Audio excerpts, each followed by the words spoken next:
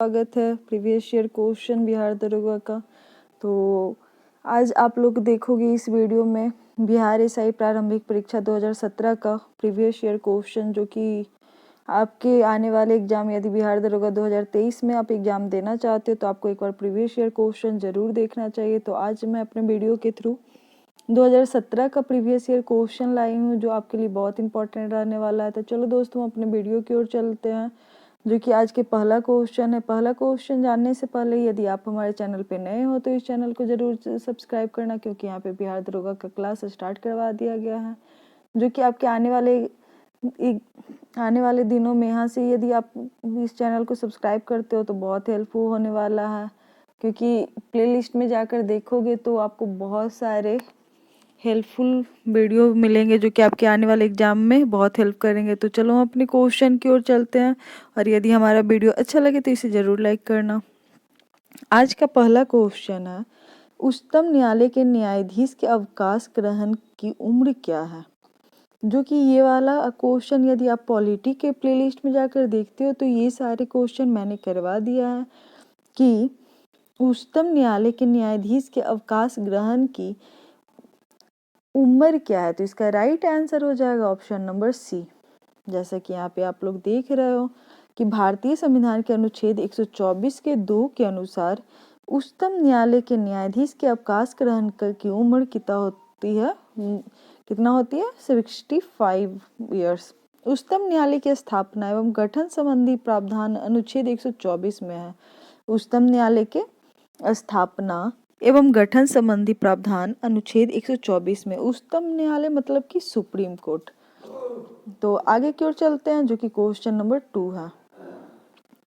फरवरी 2017 को मनाया गया विश्व रेडियो दिवस का विषय क्या? तो ये तो 2017 का है, यदि अभी ये पूछा जाएगा तो आपको 2023 से क्वेश्चन पूछा जाएगा। उस समय इसका था थीम आप है रेडियो। तो इसका right answer option number D हो जाएगा।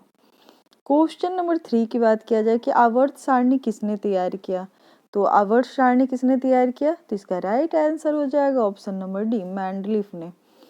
आवर्त सारणी को दिमित्र मेंडलीफ ने तैयार किया था। मेंडलीफ की आवर्त सारणी का जनक भी कहा जाता है। मेंडलीफ को आवर्त सारणी का जनक भी कहा जाता है। उन्होंने 1869 ईस्वी में आवर्त सारणी को प्रारंभिक रूप प्रस्तुत किया था। इसके साथ साथ ही यदि क्वेश्चन नंबर 4 में आते हैं कि इनमें से कौन भारत के राष्ट्रपति द्वारा नियुक्त नहीं होते हैं, तो आप लोग यहाँ पे ऑप्शन में खुद से सॉल्व करना चाहो कि यहाँ पूछा जा रहा है कि भारत के राष्ट्रपति द्वारा नियुक्त नहीं होता। तो जैसा कि मैंने बताया कि राजदूत राष्ट्रपति नियुक्त करते, प्रधानमंत्री की नियुक्ति राष्ट्रपति करते हैं, भारत के मुख्य न्यायाधीश की नियुक्ति राष्ट्रपति करते, जबकि उपराष्ट्रपति की नियुक्ति राष्ट्रपति नहीं करते। तो इसका right answer option number D हो जाएगा। उपराष्ट्रपति भारत के राष्ट्रपति द्वारा नियुक्त नहीं होते हैं। भारतीय संविधान के अनुच्छेद 63 के अनुसार भारत का एक उपराष्ट्रपति होता है। उपराष्ट्रपति के निर्वाचन की व्यवस्था अनुच्छेद 66 के अंतर्गत प्रावधानित है, जिसके अनुसार उसका निर्वाचन संसद के दोनों सदनों के सदस्य द्वारा अनुपातिक प्रतिनिधित्व पद्धति के तहत एकल संक्रमणीय मत द्वारा किया जाता है। किसके तहत किया जाता है? उपराष्ट्रपति का एकल संक्रमणीय मत द्वारा। क्वेश्चन नंबर 5, विभिन्न राजनीतिक दलों की स्वीकृति राष्ट्रीय पार्टी अथवा प्रादेशिक पार्टी के रूप में कौन प्रदान करता है? तो कौन प्रदान करता है? चुनाव आयोग। विभिन्न राजनीतिक दलों की स्वीकृति राष्ट्रीय पार्टी अथवा प्रादेशिक पार्टी के रूप में चुनाव आयोग प्रदान करता है। बिहार के उप मुख्यमंत्री अभी कौन है? तो अभी तो तेजस्वी यादव हैं। तो आगे की ओर चलते हैं, जो कि क्वेश्चन नंबर 7 है। देश में किस राज्य में नहर सिंचित क्षेत्र सर्वाधिक है? तो नहर सिंचित क्षेत्र सर्वाधिक कहाँ है? तो उत्तर प्रदेश में, ऑप्शन नंबर बी। आगे की ओर चलते क्वेश्चन नंबर 8 में क्या है कि सूफी संत ख्वाजा मोइनुद्दीन चिश्ती को फिलिंदी ब्लैंक्स यहाँ पर मनाया जाता है। कहाँ मनाया जाता है? तो अजमेर शरीफ में। सूफी संत ख्वाजा मोइनुद्दीन चिश्ती को अजमेर शरीफ में मनाया जाता है। क्वेश्चन नंबर 9, यहाँ पे देखो थोड़ा सा एक्सप्लेनेशन भी आप लोग जान लो कि सूफी संत ख्वाजा मोइनुद्दीन चिश्ती का उर्स अजमेर शरीफ राजस्थान में मनाया जाता है। ये चिश्ती संप्रदाय के प्रमुख सूफी संत थे। ये मोहम्मद गौरी के साथ भारत आए थे। किनके साथ भारत आए थे? मोहम्मद गौरी के साथ। भारत के सुदूर पूर्व में जो देश सर्वाधिक लंबी सीमा बनाता है वह कौन है? तो म्यांमार। भारत के सुदूर पूर्व में जो देश का सर्वाधिक लंबी सीमा बनाता है वो कौन सा देश है? म्यांमार।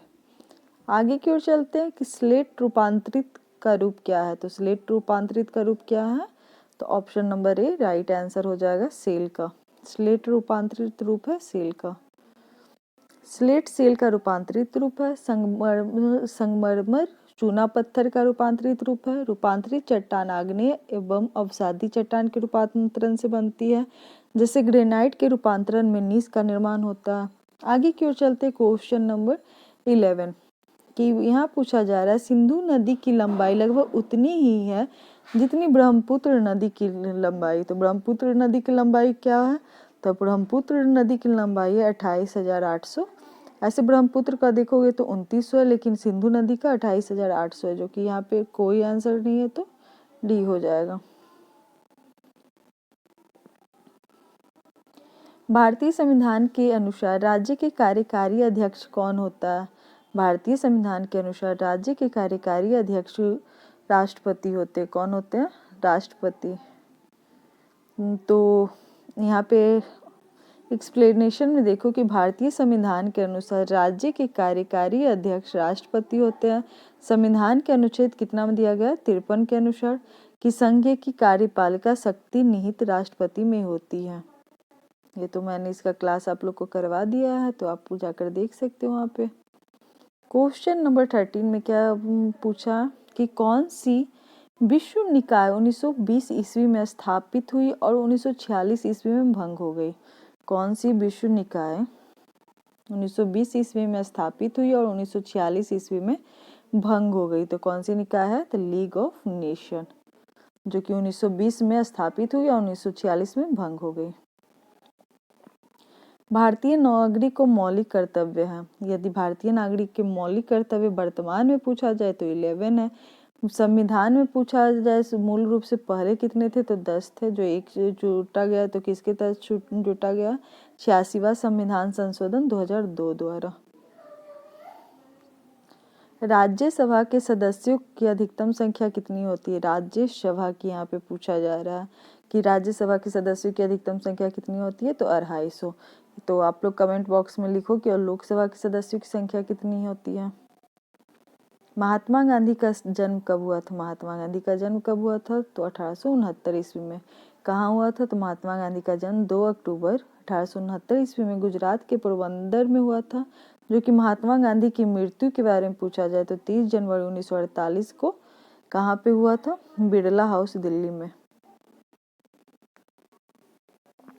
क्वेश्चन नंबर 17 सिखों के गुरुओं में गुरु गोविंद सिंह थे। तो गुरु गोविंद सिंह कौन से गुरु थे? तो 10वें गुरु थे। क्वेश्चन नंबर 18 कनिष्क राजा था। कनिष्क राजा था कुषाण वंश का। बेरी बेरी खुराक किसकी कमी से होता है? बेरी बेरी खुराक विटामिन बी की कमी से होता है। क्वेश्चन नंबर 20 भारत पर आक्रमण करने वाला पहला मुसलमान कौन था? तो भारत पर आक्रमण करने वाला पहला मुसलमान मोहम्मद बिन कासिम था। कौन था? मोहम्मद बिन कासिम।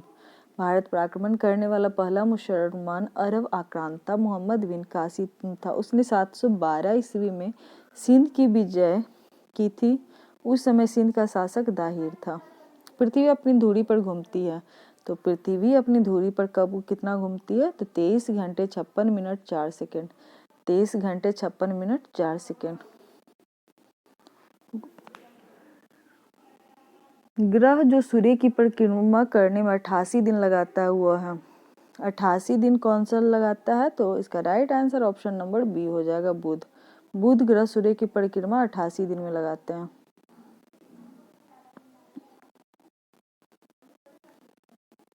बुध ग्रह सूर्य की परिक्रमा 88 दिन में लगाते हैं। यह परिक्रमा यदि शुक्र की बात किया जाए तो 224.7 दिन में, मंगल की बात किया जाए तो 687 दिन में, वरुण लगभग 60,190 दिन में करता है।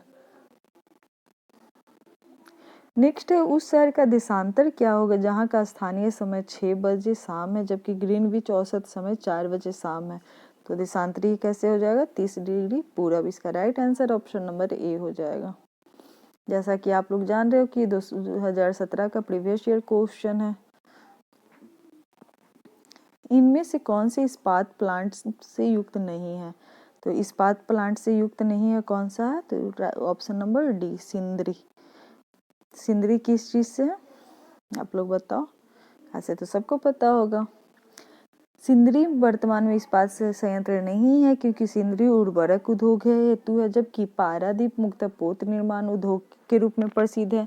भिलाई में भिलाई इस्पात संयंत्र, विशाखापट्टनम में बिजाक इस्पात संयंत्र और पारादीप में आर्सेलर निप्पॉन का इस्पात संयंत्र है। गायरों के बारे में मैंने पिछले वीडियो में ही बताया था, जैसा कि मैं बार बार बोल रही हूँ प्रीवियस ईयर क्वेश्चन क्यों आपको जानना जरूरी है, क्योंकि आपको बहुत सारे बिहार दरोगा में रिपीटेड क्वेश्चन देखने को मिलेगा। रिपीटेड क्वेश्चन देखने के लिए उसे फिर से सही करने के लिए आपको पिछला क्वेश्चन जानना जरूरी हो जाता है। जैसे कि मैंने यहाँ पे ही बताया गारो जनजाति मुक्त है, तो वो कहाँ का है? तो मेघालय का है। और ये पिछले देखोगे 2017 में पूछा गया, 2018 में और सेम 2019 में।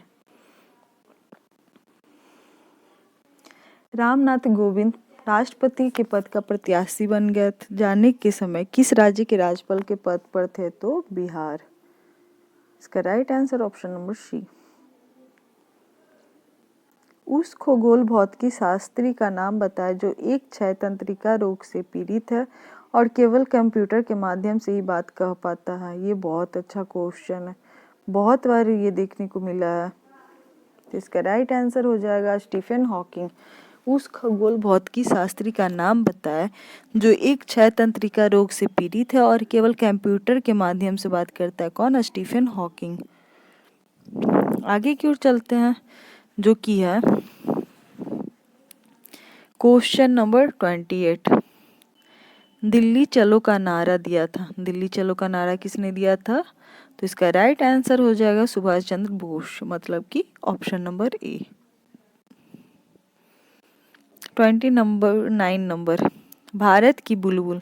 भारत की बुलबुल किसे कहा जाता है? सरोजिनी नायडू को। तो option number B right answer हो जाएगा। पेसमेकर संबंधित है। पेसमेकर कहाँ से संबंधित है? तो हृदय से। 31 भारत के प्रथम गवर्नर जनरल। इसे तो मैंने आप लोग को एक ट्रिक के माध्यम से बताया, जैसा कि आप मेरे प्लेलिस्ट में जाकर देखोगे कि गवर्नर जनरल में बहुत सारे स्टूडेंट को कंफ्यूजन होता है, इसलिए मैंने इसके लिए ट्रिक बना दिया था सारे गवर्नर जनरल पे। तो भारत के प्रथम गवर्नर जनरल की बात किया जाए, प्रथम भारतीय नहीं सिर्फ प्रथम गवर्नर जनरल बोला जा रहा है, तो लॉर्ड विलियम बेंटिंग हो जाएगा। क्या हो जाएगा? लॉर्ड विलियम बेंटिंग, मतलब कि ऑप्शन नंबर डी सही हो जाएगा। यदि भारत के प्रथम वाइसराय पूछा जाए तो लॉर्ड कैनिंग। यदि क्वेश्चन नंबर 32 की ओर चलते हैं कि क्वेश्चन नंबर 32 क्या है, तो भारत के सर्वोदय नेता लोकमान्य जयप्रकाश नारायण का जीवन काल क्या है? लोकमान्य जयप्रकाश नारायण का जीवन काल क्या है? तो ऑप्शन नंबर सी राइट हो जाएगा, 1902 से 79। आगे की ओर चलते हैं। विख्यात सोमनाथ मंदिर को किसने नष्ट किया था? सोमनाथ मंदिर को किसने नष्ट किया था? तो महमूद ने, सुल्तान महमूद ने। ये बहुत अच्छा क्वेश्चन है। विख्यात सोमनाथ मंदिर को सुल्तान महमूद गजनबी ने नष्ट किया था, जो कि सोमनाथ मंदिर भगवान शिव को समर्पित है। किसे समर्पित है? भगवान शिव को। क्वेश्चन नंबर 34 हर्षवर्धन के साम्राज्य के समय चीनी पर्यटक भारत आया था, वो कौन था? तो कौन था? तो इसका राइट आंसर हिंसंग होंगे। और बताओ, यदि आप लोग मेरा वीडियो देखते हो तो आप लोग बताओ कि चीनी को वो 4 चीनी यात्री का नाम जो भारत आए थे, उसका ट्रिक भी मैंने बता रही हूँ। फांसी हुई। अब इस फांसी हुई से मैंने क्या बताया था, उसका आंसर आप लोग कमेंट बॉक्स में ज़रूर देना। तो यहाँ पे तो ये बताऊंगी नहीं तो आप लोग देख लोगे। क्वेश्चन नंबर 35 में क्या बोला जा रहा है कि भारत में राष्ट्रीय आय लेखा किसके द्वारा प्रकाशित किए जाते हैं। भारत में राष्ट्रीय आय लेखा किसके द्वारा प्रकाशित किए जाते हैं, तो केंद्रीय सांख्यिकी संगठन द्वारा। Option number D right answer है। क्वेश्चन नंबर 36, किस यौगिक के अनुसंधान 40 होता है, तो 40 किसका होता है, सोडियम हाइड्रोक्साइड का। कैसे वो होता है, ये तो आप लोग केमिस्ट्री साइंस के स्टूडेंट होगा तब को तो आपको बहुत अच्छे से पता होगा। क्वेश्चन नंबर 37, कितने अणु एक मोल के बराबर होते हैं, एक मोल के बराबर कितने अणु होते हैं, तो इसका right answer option number A हो जाएगा 6.023 के पावर 10⁻23। तो इसका देखो जिसके लास्ट में भी 23 है और पावर में भी 23 है। प्लास्टर ऑफ पेरिस का सूत्र क्या होता है, तो प्लास्टर ऑफ पेरिस का सूत्र होता है CaSO4 ½ तो इसका right answer option number B हो जाएगा। क्वेश्चन नंबर 39, विद्युत अपघटनी प्रक्रिया से कौन सा तत्व नहीं प्राप्त होता है। विद्युत अपघटनी प्रक्रिया से कौन सा तत्व प्राप्त नहीं होता है, तो इसका right answer option number D हो जाएगा, लोहा।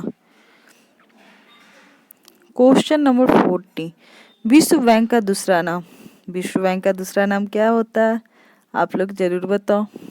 तो इसका राइट आंसर क्वेश्चन नंबर 40 का हो जाएगा IRD। IVRD का मतलब क्या होता है, international bank of reconstruction and development. इसकी स्थापना वर्ष 1944 में हुई थी। इसका मुख्यालय वाशिंगटन DC में है। और IVRD और IDA इंटरनेशनल डेवलपमेंट एसोसिएशन मिलकर विश्व बैंक का निर्माण करते हैं। यदि पूछा जाए खाने का सोडा क्या होता है, उसका नाम क्या होता है, तो उसका रासायनिक नाम होता है सोडियम बाइकार्बोनेट। तो इसका right answer option number D हो जाएगा। क्वेश्चन नंबर 42 में बिल्डिंग के लिए, ये क्वेश्चन भी आपको बहुत बार देखने को मिलेगा कि बिल्डिंग के लिए किस मिश्रण का प्रयोग किया जाता है, तो किसका प्रयोग किया जाता है, आयरन ऑक्साइड और एल्युमिनियम का। तो इसका right answer option number A हो जाएगा। वेल्डिंग के लिए आयरन ऑक्साइड और एल्युमिनियम का उपयोग किया जाता है, इसे थर्मिट वेल्डिंग कहा जाता है। इसके अतिरिक्त गैस वेल्डिंग में ऑक्सीजन तथा स्टीलिन गैस का उपयोग किया जाता है। क्वेश्चन नंबर 43, सोडियम क्लोराइड में उपस्थित कौन सी अशुद्धता नमी सोखती है।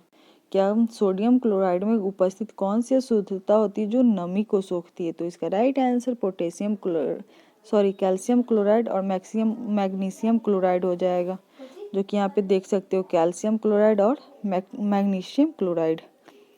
यहाँ पे देखते हैं, इसका एक्सप्लेनेशन जानना आप लोग के लिए बहुत ज़रूरी हो जाएगा कि सोडियम क्लोराइड में उपस्थित कैल्शियम क्लोराइड और मैग्नीशियम क्लोराइड रूपी अशुद्धता वायु से नमी सोखती है। सोडियम क्लोराइड को खाने वाला नमक के नाम से भी जाना जाता है। क्वेश्चन नंबर 40, फास्फोरस का कौन सा अयस्क नहीं है, तो यहाँ पे देखो कि फास्फोरस का फास्फोराइट है, फ्लोरापाइटाइट है, क्लोरापाटाइट है, लेकिन ग्रेनाइट नहीं है। तो option number D right answer हो जाएगा। परमाणु के नाभिक में क्या होता है, तो परमाणु के नाभिक में तो बचपन से पढ़ते आ रहे प्रोटॉन और न्यूट्रॉन होता है। नाभिक में क्या होता है, P+N। क्वेश्चन नंबर 46, आँख के किस भाग पर वस्तु का प्रतिबिंब बनता है, तो वस्तु का प्रतिबिंब कहाँ बनता है, रेटिना पर। और यदि बोला जाता है किसी चीज को नियंत्रित करता है तो कौन करता है, आइरिस। वर्णांधता का दूसरा नाम क्या होता है, वर्णांधता का दूसरा नाम डाल्टन प्रभाव होता है। तो option number D right answer हो जाएगा। वर्णांधता का दूसरा नाम डाल्टन प्रभाव होता है। यह एक आनुवंशिक रोग है। सर्वप्रथम जॉन डाल्टन द्वारा इसके बारे में विस्तृत वर्णन किए जाने के कारण इसे डाल्टन प्रभाव कहा जाता है। जैसा कि आप लोग को मैं बताई कि यह एक आनुवंशिक रोग है, तो आप लोग कमेंट बॉक्स में बताओ कि आनुवंशिक रोग कौन कौन से कम 5 आनुवंशिक रोग का नाम बताना कमेंट बॉक्स में, तब मैं जानूंगी कि आप हमारा वीडियो देख रहे हो और समझ रहे हो। क्योंकि मैंने आप लोग को बताया था एक ट्रिक, वही क्लिप डॉट। अब इससे बताओ कि कौन कौन सा था जो, यदि आपको ये देखे होगे तो याद होगा कि सिंड्रोम वाला मैंने बताया था, वही क्लिक वही डॉट। तो जाकर देखो, प्लेलिस्ट में मिल जाएगा आपको। विभवांतर मापा जाता है, विभवांतर मापा जाता है किससे? वोल्ट मीटर द्वारा। Option number C right answer, voltmeter द्वारा। क्वेश्चन नंबर 49, कौन सा उपकरण विद्युत ऊर्जा को यांत्रिक ऊर्जा में बदलता है? तो विद्युत ऊर्जा को यांत्रिक ऊर्जा में बदलने के लिए विद्युत मोटर, और यांत्रिक ऊर्जा को विद्युत ऊर्जा में बदलने के लिए डायनेमो। तो देख लेना कि कौन सा चीज पूछा जा रहा है। क्वेश्चन नंबर 50, सूर्य से आती हुई परावैंगनी किरणों से हमें बचाती है। सूर्य से आती हुई परावैंगनी किरणों से हमें कौन बचाती है? तो ऑफकोर्स ओजोन को गैस बचाती है। आगे की ओर चलते हैं, जो कि है क्वेश्चन नंबर 51, बांध के जल में कौन सी ऊर्जा संग्रहित होती है? बांध के जल में कौन सी ऊर्जा संग्रहित होती है? तो ऑफकोर्स स्थितिज ऊर्जा संग्रहित होती है। 72 किलोमीटर पर आवर को अर्थ क्या होता है? तो ये सब बचपन से ही पता होगा, 72 गुने 5/18। 5/18 करो, आंसर आ जाएगा आपका ऑप्शन नंबर सी।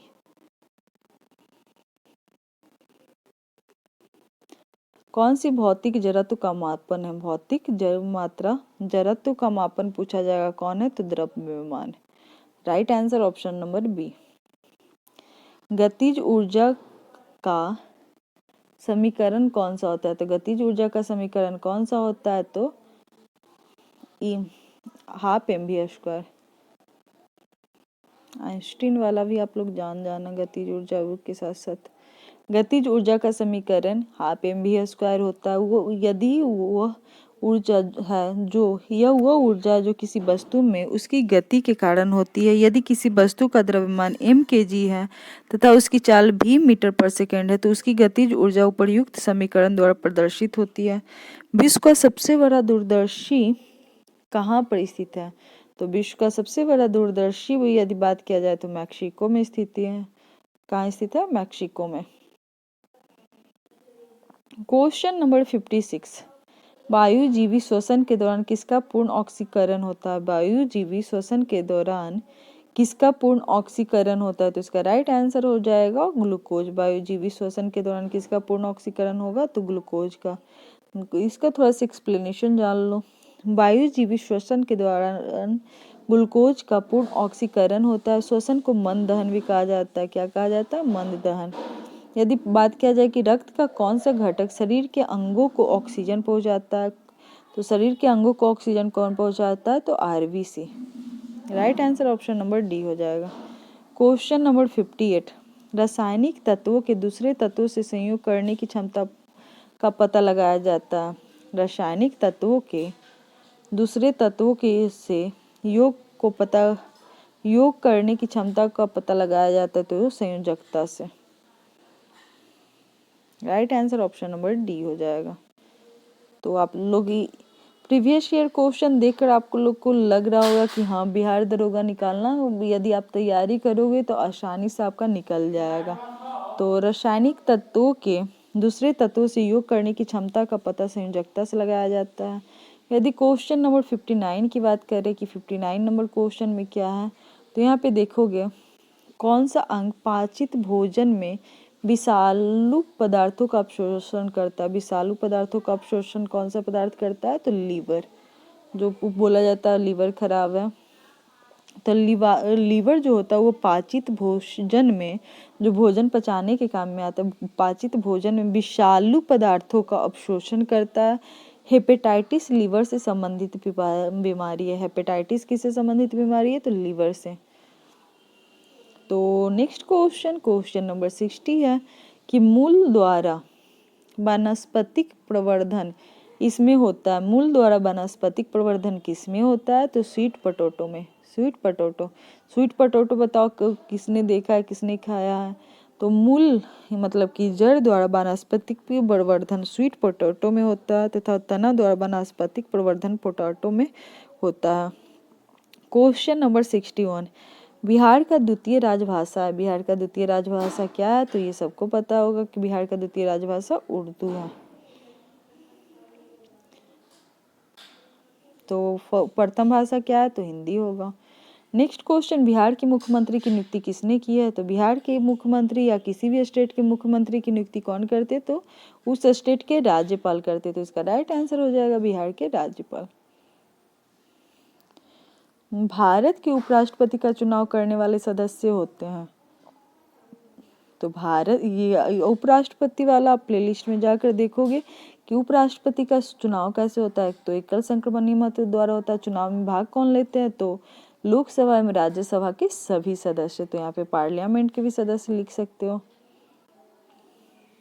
यहाँ पे ऑलरेडी आपका दिया हुआ है कि भारत के उपराष्ट्रपति का चुनाव करने वाले सदस्य पार्लियामेंट के होते हैं। संविधान के अनुच्छेद 66 के फर्स्ट के तहत इसका चुनाव संसद के दोनों सदनों के सदस्यों से मिलकर बने निर्वाचक गण के सदस्य द्वारा अनुपातिक प्रतिनिधित्व पद्धति के अनुसार एकल संक्रमणीय मत द्वारा होता है। जैसे कि मैंने अभी बताया, कैसा मत द्वारा होता है? एकल संक्रमणीय मत द्वारा होता है।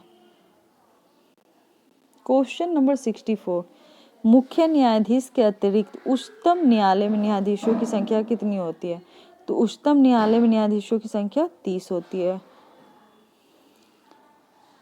लेकिन अभी यदि बात किया जाए तो अभी टोटल 33 + 1 मतलब कि 34 है। ये 2017 में होगा। तो हाँ, यहाँ पे दिया हुआ 33 मुख्य न्यायाधीश के अतिरिक्त होता है। टोटल पूछा जाएगा कितना होगा? तो 34। यदि मुख्य न्यायाधीश पूछा जाएगा तो 33। क्वेश्चन नंबर 65, भारत एक धर्मनिरपेक्ष राष्ट्र है। मतलब भारत में आप कोई भी धर्म की ये नहीं, आपको जो है कर सकते हो। भारत एक धर्मनिरपेक्ष राष्ट्र है बोलने का मतलब है। पुराने लिच्छवी राज्य की राजधानी, तो पुराने लिच्छवी राज्य की राजधानी कहाँ है? तो Vaishali. Option number C right answer. Question number 67, जो सदस्य लोकसभा के अध्यक्ष का चुनाव करते हुए होते हैं। यदि पूछा जाएगा जो सदस्य लोकसभा के अध्यक्ष का चुनाव करते हुए कहाँ के होते हैं? तो ऑफकोर्स लोकसभा के होते हैं। तो इसका राइट आंसर भी हो जाएगा ऑप्शन नंबर डी। तो लोकसभा का भी वीडियो 1-2 दिन में आप लोग को जारी कर दिया जाएगा। तो आप हमारे चैनल के साथ जरूर जुड़े। लोकसभा सदस्य लोकसभा के अध्यक्ष का चुनाव करते हैं। यह चुनाव संविधान के अनुच्छेद 93 के अंतर्गत होता है। इसी के अंतर्गत लोकसभा उपाध्यक्ष का भी चुनाव होता है। तो आप लोग को एक क्वेश्चन है जो कमेंट बॉक्स में जरूर आंसर देना कि लोकसभा के अध्यक्ष मतलब त्यागपत्र किसको देते हैं? लोकसभा का अध्यक्ष अपना त्यागपत्र किन को देते हैं? भारत के राष्ट्रपति जिन सदस्यों द्वारा चुने जाते वे होते हैं। तो भारत के राष्ट्रपति किन सदस्यों द्वारा चुने जाते हैं? ये तो बहुत अच्छे से मैंने बताया था। तो जल्दी से बताओ किन के द्वारा चुने जाते हैं? तो पार्लियामेंट एवं राज्य की विधानसभाओं के द्वारा, मतलब कि लोकसभा और राज्यसभा तथा राज्यों की विधानसभाओं द्वारा। यदि पूछा जाए पंचायती राज लागू किया गया, पंचायती राज लागू किया गया है तो कब किया गया? 1959 में। 2 अक्टूबर 1959 को। पंचायती राज के बारे में मैंने बहुत अच्छे से आप लोग को बताया था कि पंचायती राज में पंचायती राज को संवैधानिक दर्जा देने के लिए 4 समितियां होती है। कितनी समितियां होती है? 4। पहला कौन? बलवंत राय मेहता समिति, जो कि होते 1957 ईस्वी में। 1957 ईस्वी में वो बोलते हैं कि पंचायती राज्य में जनता की भागीदारी होनी चाहिए। इसके साथ साथ वो त्रिस्तरीय होंगे। फिर त्रिस्तरीय के साथ साथ संवैधानिक दर्जा की मांग किए थे, लेकिन उनकी मांग को मतलब उनकी सिफारिश को रिजेक्ट कर दिया गया था। फिर दूसरी समिति आती है अशोक मेहता की समिति। अशोक मेहता की समिति कब आती है? 1977 ईस्वी में।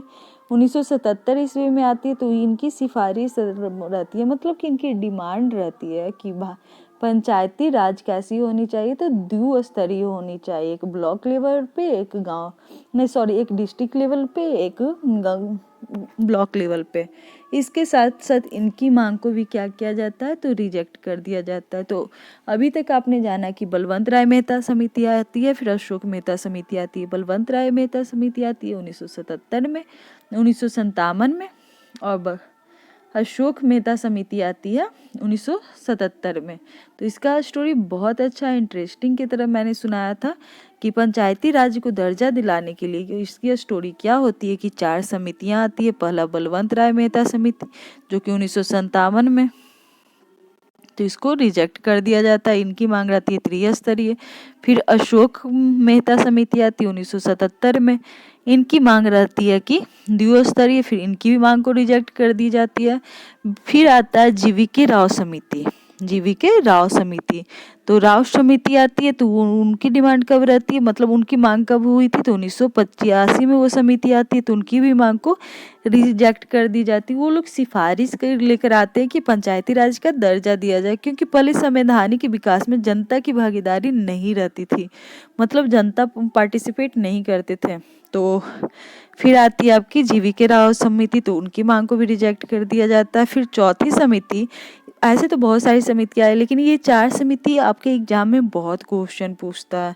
फिर राव समिति के बाद आती है सिंधवी समिति। कौन सी समिति? सिंधवी समिति।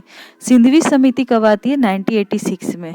वो भी बोलते हैं कि पंचायती राज को संवैधानिक दर्जा दिया जाए, लेकिन उनकी भी मांग को रिजेक्ट कर दिया जाता है। तो अभी तक आपने जाना कि 4 कितनी समितियां आई? 4 समिति, 4 समिति को रिजेक्ट कर दिया गया। इसके तहत ही 2 अक्टूबर, कब? 2 अक्टूबर 1959 राजस्थान के नागौर जिले में जवाहरलाल नेहरू ने पंचायत की सबसे पहले स्थापना की थी और उन्होंने संवैधानिक दर्जा की मांग किया था, लेकिन उनके भी सिफारिश को रिजेक्ट कर दिया गया। तो अब आप लोग सोचोगे कि पंचायत को संवैधानिक दर्जा कब दिया गया था? तो पंचायत को संवैधानिक दर्जा कब दिया गया था? जैसा कि मैंने अनुसूची आपको बताया होगा कि पहले मूल संविधान में कितनी अनुसूची थी, कि मूल संविधान में पहले अनुसूची की थी 8, लेकिन 4 अनुसूची को फिर से लाया गया। 9वीं अनुसूची में संपत्ति को जोड़ा गया था जो कि प्रथम संविधान संशोधन द्वारा। 10वीं अनुसूची में 1985 में जोड़ा गया था। 10वीं अनुसूची 1985 में दल बदल विरोधी अधिनियम जोड़ा गया था। इसके साथ साथ पंचायती जो कि अनुसूची मैं अभी बता रही हूँ उसमें 11वीं अनुसूची आप देखोगे कि इसमें पंचायती राज को दर्जा दिया गया था, लेकिन किसके तहत 11वीं अनुसूची जोड़ी गई थी? तो 73वां संविधान संशोधन 1992 द्वारा ये लाया गया था कि पंचायती राज को दर्जा दिया जाए। फिर 73वां संविधान द्वारा तो ये लाया गया था। पंचायती राज के बारे में आप क्वेश्चन आया इसलिए मैं बता रही हूँ, क्योंकि ये सारे क्वेश्चन आप लोग को बहुत अच्छे वे में करवाया गया, इतने अच्छे वे में कि वहाँ से एक भी क्वेश्चन आएगा डेट को लेकर, या फिर पंचायती राज में कितने विषय हैं, तो 29 विषय पे कार्य क्षेत्र होते हैं। तो ये सारे क्वेश्चन मैं वहाँ पे करवा चुकी हूँ, जो कि बहुत अच्छा क्लास रहने वाला है। तो यदि आप हमारे चैनल पे नए हो तो ज़रूर जाकर पॉलिटी का क्लास करो, क्योंकि यदि आप पॉलिटी का क्लास कर लेते तो यकीन मानो एग्जाम में जितने भी पॉलिटी के क्वेश्चन आएंगे सब आप सही करके आओगे, चाहे वो अनुच्छेद से आए, अनुसूची से आए, या भाग से आए, या किसी भी टॉपिक से आए, आपका मतलब कि फुल नंबर रहने वाला है पॉलिटी में। बाकी हिस्ट्री वगैरह में भी अभी जल्दी क्लास स्टार्ट करवा दिया जाएगा, तो आप हमारे चैनल से ज़रूर जुड़ो। तो आगे की ओर चलते हैं। जैसे कि मैं तो यहाँ पॉलिटी पढ़ाने लग गई, क्योंकि ये बहुत इंटरेस्टिंग है, ये स्टोरी आपको जानना चाहिए यदि आप एग्जाम देने वाले हो तो पंचायती राज लागू कब किया गया था? तो 1959 में। तो जैसा कि अभी मैंने बताया था, पंचायती राज 2 अक्टूबर 1959 को पंडित जवाहरलाल नेहरू ने राजस्थान के नागौर जिले में सर्वप्रथम पंचायती राज लागू किया था, लेकिन इनकी दर्जा को भी वहाँ पे मना कर दिया गया था, इनको भी रिजेक्ट कर दिया गया था। फिर 73वां संविधान संशोधन 1992 ईस्वी पे ध्यान दो, 1992 द्वारा पंचायती राज व्यवस्था को संवैधानिक दर्जा दिया गया था। उस टाइम 92 में दर्जा ही दिया गया था। यदि लागू पूछा जाए, क्वेश्चन ध्यान देना, एग्जाम में सबसे ज्यादा क्वेश्चन उलझाते हैं। आप तो यहाँ से जान जाओगे कि अधिनियम कब पारित हुआ? 1993 में।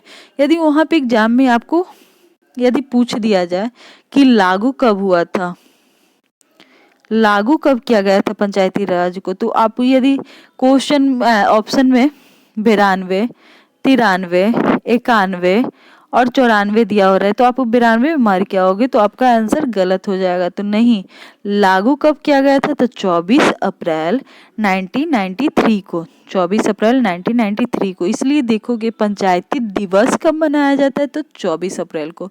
तो ये हर एक छोटी सी छोटी बातें आपको जानना जरूरी है। जरूरी नहीं कि इस बार 2017 की एग्जाम पंचायती राज लागू किया गया था तो ये पूछा है। हो सकता है कि वो आगे वाले एग्जाम में कुछ और क्वेश्चन पूछ दे, तो आप लोग को ध्यान देना पड़ेगा। तो नेक्स्ट क्वेश्चन की ओर चलते कि उपचुनाव कराया जाता है। उपचुनाव कराया जाता है जिसका राइट आंसर हो जाएगा कभी भी। कभी भी, तो इसके एक्सप्लेनेशन आपको जानना जरूरी है कि उपचुनाव संसदीय सीटों या राज्य विधानसभा सीटों के निर्वाचित प्रतिनिधित्व की मृत्यु, त्याग पत्र या किन्हीं कारणों से रिक्त होने के पश्चात कभी भी कराया जाता है। कब कब कराया जाता है? उपचुनाव प्राय संसदीय सीटों, राज्य विधानसभा की सीटों के निर्वाचित प्रतिनिधित्व की मृत्यु हो जाने पर, या फिर वो त्याग पत्र देंगे, या किन्हीं कारणों से जब वो रिक्त होने के पश्चात कभी भी कराया जा सकता है। तो उपचुनाव के बारे में आप देख लेना कि कभी भी कराया जाता है। सिंधु सभ्यता घाटी के लोग पूजा करते थे तो पशुपति के, किसे क्या पूजा करते थे? पशुपति के। तो ऑप्शन सी राइट आंसर हो जाएगा कि सिंधु घाटी की सभ्यता के मोहनजोदड़ो से प्राप्त एक मुहर पर उत्कीर्ण पशुपति जैसे की आकृति के आधार पर यह निष्कर्ष निकाला जाता है कि सिंधु सभ्यता के लोग पशुपति की पूजा करते थे। क्वेश्चन नंबर 72 देखोगे, त्रिपिटक क्या? त्रिपिटक धार्मिक ग्रंथ है। त्रिपिटक धार्मिक ग्रंथ है, किसका ग्रंथ है? तो बौद्धों के। आगे की ओर चलेंगे जो कि है क्वेश्चन नंबर, पहले क्वेश्चन नंबर 72 का आप एक्सप्लेनेशन जान लो कि यहाँ पे क्या एक्सप्लेन किया गया कि त्रिपिटक बौद्धों की धार्मिक ग्रंथ है जिन्हें महात्मा बुद्ध से संबंधित वर्णन एवं उपदेश है। ये विनय पिटक, सुत्त पिटक और अभिधम पिटक है। महात्मा बुद्ध द्वारा बौद्ध धर्म के संस्थापक थे। महात्मा बुद्ध बौद्ध धर्म के संस्थापक थे। आगे की ओर चलो जो है संयुक्त राष्ट्र संघ। देखो मैं ऐसे ही नहीं बोल रही हूँ कि आपको प्रीवियस ईयर क्वेश्चन देखना जरूरी है, आप खुद देख लो। जो क्वेश्चन 2017 में आया वही रिपीटेड आ गया 2018 में, फिर 2019 में। मतलब ये क्वेश्चन तो बार बार आपको रिपीटेड कर रहा है। क्या पिछले वीडियो में ये क्वेश्चन नहीं था कि संयुक्त राष्ट्र संघ स्थापित कब किया गया? तो फिर से आपको देखने को मिला। तो यही तो मैं बोलती हूँ कि आपको देखना जरूरी है कि संयुक्त राष्ट्र संघ की स्थापना कब हुई थी? तो 1945 में।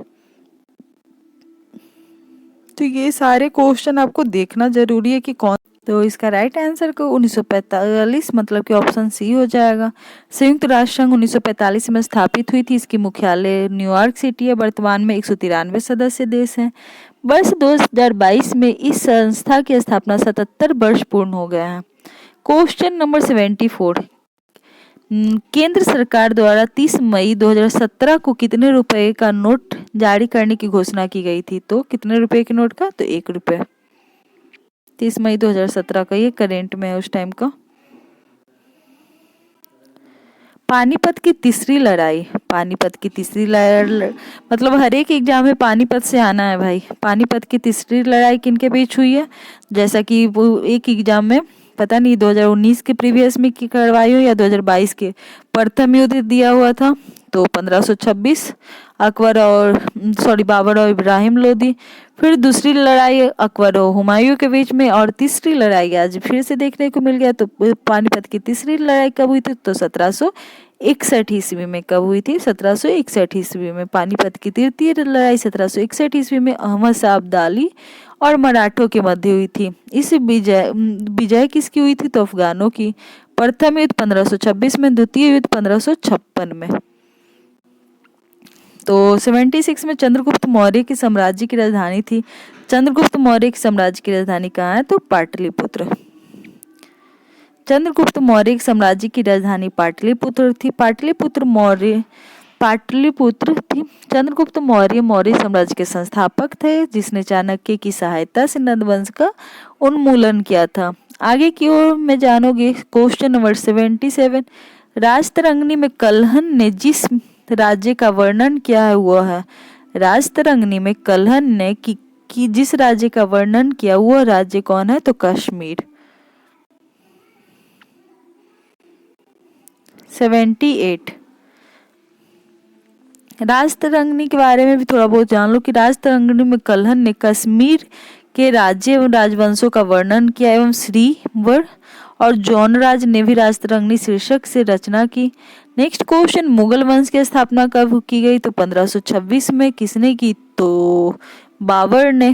1526 ईस्वी में बाबर ने इब्राहिम लोदी को पानीपत के प्रथम युद्ध में पराजित किया। इसी के साथ दिल्ली सल्तनत का पतन हुआ एवं मुगल वंश की स्थापना प्राप्त भारत में हुई थी। तो यदि अभी ये इसका क्वेश्चन चाहे मुगल वंश से हो गया या कोई भी क्वेश्चन जो कि आप लोग प्लेलिस्ट में जाकर देखोगे कि एक जीके और जीएस का कोई प्लेलिस्ट बना हुआ होगा कि जीके जीएस का जितना भी इम्पोर्टेंट क्वेश्चन हर एक टॉपिक वाइज लाया जा रहा है पर डे, वो 10 से 15 मिनट का वीडियो रहता है जिसे आप देखो जाकर, तो वो बहुत हेल्पफुल होंगे। वहाँ से आपको मतलब जीके जीएस के लिए बहुत हेल्प मिलेगा वहाँ पे। तो आगे की ओर चलते हैं। 79 नंबर क्वेश्चन, किस वैश्विक कार कंपनी ने भारत में अपने वाहनों की बिक्री को बंद करने की घोषणा 18 मई 2017 को की थी? तो किसने की थी? तो General Motors. Option number C right answer. 80 number question, Ashoka महान पुत्र थे। अशोक किसके पुत्र थे? तो बिंदुसार के। Option number B right answer हो जाएगा कि अशोक महान बिंदुसार का पुत्र एवं चंद्रगुप्त मौर्य का पौत्र था। चंद्रगुप्त मौर्य का पुत्र था। तो अशोक के काल का सबसे बड़ा युद्ध कलिंग का युद्ध के रूप में जाना जाता है। आगे की ओर चलेंगे। 81 नंबर क्वेश्चन, गर्म पानी के स्रोत क्या है? गर्म पानी के स्रोत यहाँ पे कौन से है? तो राजगीर में है। बिहार के राजगीर में गर्म पानी के स्रोत पाए जाते हैं। यहाँ पाए जाने वाले गर्म पानी के स्रोत ब्रह्मकुंड में सर्वाधिक गर्म होते हैं। कहाँ? ब्रह्मकुंड में 45 डिग्री सी होता है। आगे की ओर चलते हैं। मध्य प्रदेश में नेपाल नगर, जो कि अखबारी कागज के लिए मतलब कि ऑप्शन नंबर बी सही हो जाएगा, news printing factory. 83 number question, Bharat सरकार का सबसे ज्यादा राजस्व एकत्रित करती है। तो भारत सरकार में सबसे ज्यादा राजस्व एकत्रित कौन करती है? तो आयकर से। कहाँ से करती है? तो आयकर से। भारत सरकार सबसे अधिक राजस्व आयकर से एकत्रित करती है। नबार्ड नाम है, नबार्ड का फुल फॉर्म कृषि की सहायता के लिए, पहले नबार्ड का यहाँ पे देख लेंगे क्या है। नबार्ड नाम है कृषि की सहायता के लिए एक विशिष्ट बैंक का। यदि नबार्ड का फुल फॉर्म देखोगे तो national bank for agriculture and rural development कृषि, मतलब कि national bank for agriculture and rural development मतलब कृषि की सहायता के लिए विशिष्ट बैंक का नाम, जो कि नबार्ड है। इसकी स्थापना की बात किया जाए तो 12 जुलाई 1982। नेक्स्ट क्वेश्चन में आप लोग देखोगे क्या है, क्वेश्चन नंबर 85 कि भारत में कुल सिल्क का लगभग 50% उत्पादन करने वाला राज्य कौन है? तो सिल्क सिटी किसे कहा जाता है? जैसा कि आपको पता है, कर्नाटक, बेंगलुरु। तो यहाँ पे ऑप्शन में तो दिया हुआ है, तो यहाँ पे क्या है प्रश्न काल, भारत में कुल सिल्क रेशम का लगभग 34% उत्पादन करने वाला राज्य कर्नाटक था, लेकिन वर्ष 2020 बाद में चेंज हुआ, 2020-21 में ने देश के कुल रेशम का 33% उत्पादन किया है। विश्व में रेशम का सबसे बड़ा उत्पादक राष्ट्र चीन है, इसके पश्चात भारत का स्थान है। यदि राज्य पूछेगा तो कर्नाटक ही सही है। समुदाय के स्वास्थ्य का पता चलता है। समुदाय के स्वास्थ्य का पता कैसे चलता है? तो शिशु की मृत्यु दर से। Option number B right answer. 87 morning star किसे कहा जाता है? तो मॉर्निंग स्टार शुक्र को कहा जाता है। Option number B right answer हो जाएगा। शुक्र को मॉर्निंग स्टार कहा जाता है, मतलब भोर का तारा कहा जाता है। इसे सांझ का तारा, इवनिंग स्टार भी कहा जाता है। ये सर्वाधिक गर्म ग्रह होता है। बुध एवं शुक्र का कोई उपग्रह नहीं होता है। 8 मार्च को मनाया जाता है। बताओ क्या मनाया जाता है 8 मार्च को? तो 8 मार्च को सबसे स्पेशल दिवस मनाया जाता है, विश्व महिला दिवस के रूप में मनाया जाता है। अब बताओ विश्व महिला दिवस क्यों मनाया जाता है? तो यहाँ पे उसका भी जवाब है 8 मार्च को अंतर्राष्ट्रीय महिला दिवस मनाया जाता है। ज्ञातव्य है कि वर्ष 1975 ईस्वी में अंतर्राष्ट्रीय महिला वर्ष के दौरान संयुक्त राष्ट्र ने 8 मार्च को इस दिवस को मनाना प्रारंभ किया। वर्ष 2022 का थीम यदि पूछा जाए क्या है, तो है gender equality today for a sustainable tomorrow. 89 number question, जब कोई वस्तु पानी में डुबाई जाती है और उसके भार में कमी के बराबर आती है तो उसके द्वारा हटाए गए द्रव की मात्रा, जब कोई वस्तु पानी में डुबाई जाती है तो उसके भार में कमी उसके द्वारा हटाए गए द्रव की मात्रा के बराबर होती है। इसे आर्किमिडीज सिद्धांत के रूप में जाना जाता है कि इसके सिद्धांत आर्किमिडीज सिद्धांत। यदि पूछा जाए टीआरपी का फुल फॉर्म, तो टेलीविजन रेटिंग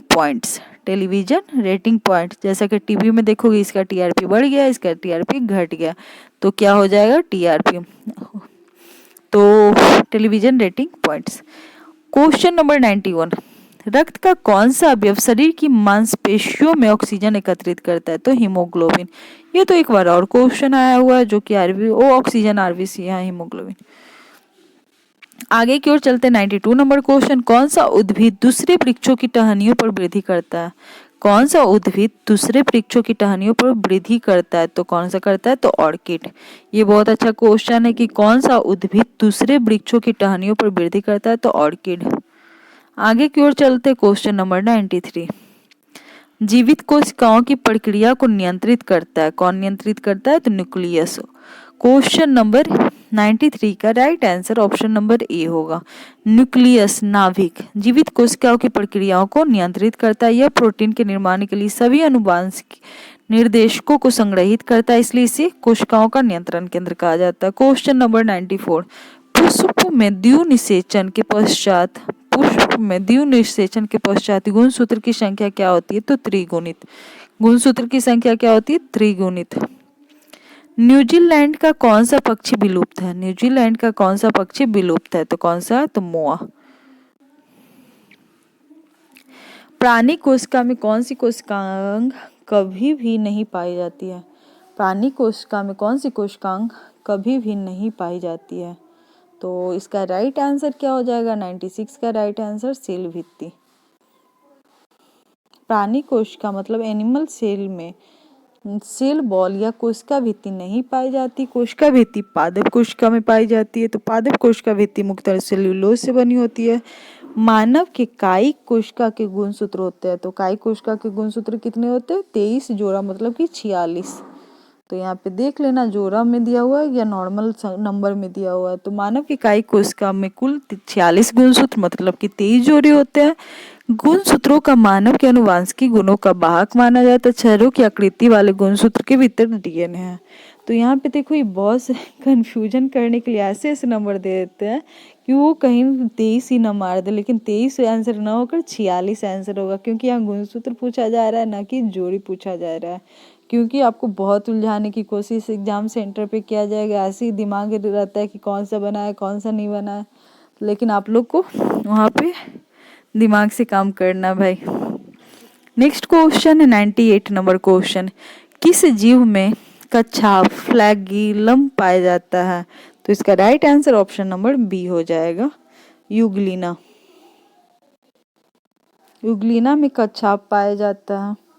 रसोई गैस मुख्यतः होती है, रसोई गैस क्या होती है, मतलब रसोई गैस में मुख्यतः क्या होती है, तो रसोई गैस में द्रवित पेट्रोलियम गैस होती है। यह सामान्यतः ब्यूटेन और प्रोपेन का मिश्रण होता है। यह प्राकृतिक गैस मीथेन का मिश्रण होता है। ब्यूटेन प्रोपेन का मिश्रण होता है और मीथेन का, तो यहाँ पे देखोगे ऑप्शन गलत दिया हुआ था। तो 2017 के पीटी का लास्ट क्वेश्चन है, जल जिसमें कैल्शियम अथवा मैग्नीशियम के घुलनशील लवण होते हैं कहलाता है, क्या कहलाता है, तो कठोर जल। तो आज का ये लास्ट क्वेश्चन था कि जल जिसमें कैल्शियम एवं मैग्नीशियम के घुलनशील घनिष्ठ लवण होते हैं उसे कठोर जल कहा जाता है। यद्यपि लवणीय जल में कैल्शियम और मैग्नीशियम के लवण होते हैं, परंतु लवणीय जल की लवणता का मुख्य कारण सोडियम क्लोराइड की अधिक मात्रा होती है। तो ये 2017 का पीटी का क्वेश्चन था, जो कि 100 क्वेश्चन हो चुका है।